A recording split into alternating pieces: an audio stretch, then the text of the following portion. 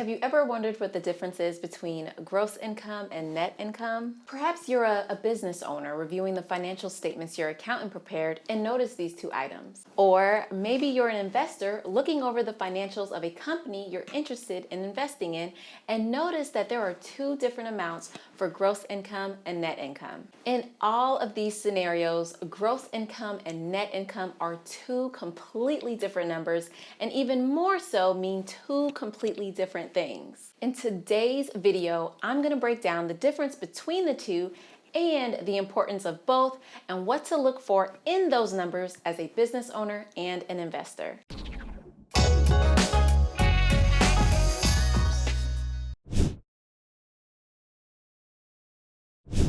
Welcome back to the channel. I'm Crystal, a CPA at Life Accounting, where we help you to save on taxes and build wealth. Go ahead and subscribe to our channel to benefit from this free information and like this video for me. It really helps us out. So when you're evaluating income, you should be looking at both the gross and net amounts. Both gross income and net income are very important metrics to look at when reviewing a company's profitability. And hey, comment below if you've ever noticed a difference between gross and net income before. It can be shocking sometimes. But to put it simply, gross income is the total income a company includes as revenue from all of its sources minus cost of goods sold. So if you own a business and sell products, your gross income would be the total amount of sales you collected from your customers minus the direct cost of producing those products. So for example, if you sold 100 products at $10 each, your revenue would be $1,000 or $10 times 100. And if it costed you $3 to produce each product, your cost of goods sold would be $300 or $3 times 100. And together, your gross income would be $700 or $1,000 in sales minus $300 in cost of goods sold. So gross income doesn't take into account other expenses you may have had. On the other hand, net income is gross income minus all other expenses. So if you spent $400 in advertising and other expenses to sell $1,000 in products, then your net income would be $300 or $700 in gross income minus $400 in expenses. All right, hopefully you understand the difference between gross income and net income. Now, let's take a deeper look at how gross income and net income are used by business owners and investors. Starting first with gross income. Gross income is important in order to understand the total of all income sources. It provides insight into the revenue a company earned during the year and is used as a benchmark for financial planning. Some of the pros of evaluating gross income are, well, for one, it provides detailed information about how much and where revenue sources are earned.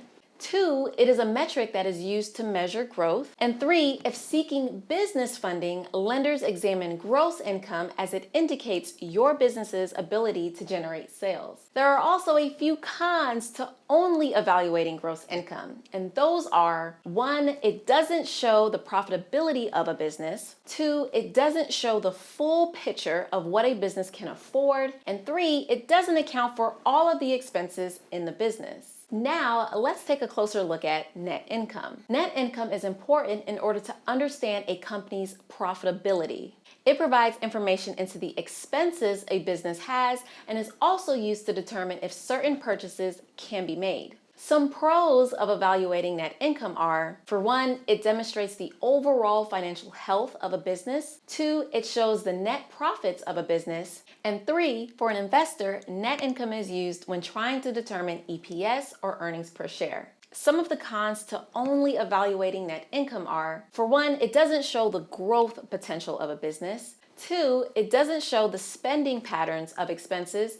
So a net loss may include a big irregular purchase, but that doesn't necessarily mean the company is going out of business. So you see now how business owners evaluate gross income and net income. Investors also use these two important numbers to make investing decisions, and they do so by reviewing a company's financial statements. Specifically, the income statement, or also known as the P&L. Gross income is usually at the top of a P&L statement and sometimes referred to as the top line. And net income is usually located at the bottom of a P&L statement and commonly referred to as the bottom line. As I mentioned before, gross income can be a metric for growth within a company, and net income shows the overall profitability of a company. If, as an investor, you review a company's financial statements and notice there is a large gap between gross income and net income consistently over time, this might be considered a red flag. Why? Because it demonstrates that though the company may have high gross income and sales, it is not showing that it is great at managing those sales if expenses are high and net income is low, thus creating this large gap between gross income and net income. But of course, there may be some non-financial considerations to think about. Like what, Crystal? For example, if you're an investor reviewing a startup's financials, it is quite common for startups to have a very low net income even if gross income is high. The reason being is that startup companies tend to reinvest a lot of its profits in advertising to earn more revenue. So in this scenario, it would be wise to more closely look at gross income of a startup company. Now, on the other hand, if as an investor you're considering investing with a more established company, you should probably be more interested in its net income. Net income is the metric public companies use to calculate earnings per share and the dividends it will pay out to its investors or shareholders. Earnings per share is calculated by dividing net income by the number of outstanding shares. But in general, an investor should look at the gross and net income of a company when assessing the company's overall profitability and growth potential. Now, as a business owner, you should also be reviewing your gross income and your net income to stay on top of your business's financial performance. If you notice that your gross income is declining, this is your first signal that your business is not growing. And if your business is not growing, then it is likely failing. At that point, you should be looking into ways to increase your revenue streams. If your gross income is stable or growing, then that's great news. But if at the same time your net income is declining, you're likely overspending in certain areas of your business. In this case, you should consider cutting some unnecessary expenses or looking for more affordable ways to conduct business. Do keep in mind that every industry is different and has different standards when it comes to gross income and net income as a percentage. Gross income as a percentage of revenue is called gross margin, and net income as a percentage of revenue is called net profit margin. In the restaurant industry, for example, it is quite common and normal to have a net profit margin of 3 to 5%, whereas in the accounting industry, net profit margin could easily be 40 to 50%.